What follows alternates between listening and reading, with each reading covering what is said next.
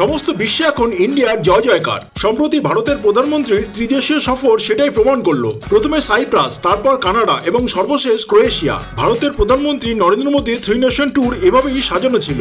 Cypress ভিজিটের মাধ্যমে বেঈমান তুর্কিকে ভারত এই বার্তা দিয়েছিল যে সন্ত্রাসবাদী পাকিস্তানকে সমর্থন করে তুমি এখন ভারতের শত্রু, তাই তুর্কির শত্রু সাইপ্রাস এখন ভারতের বন্ধু। কানাডায় G7 সম্মেলন ও মোদি ম্যাজিক অব্যাহত। কানাডার প্রেসিডেন্ট মার্ক কার্নে ভারতের সঙ্গে সব তিক্ততা দূরে সরিয়ে একসাথে পথ চলার বার্তা দিয়েছেন ভারতকে।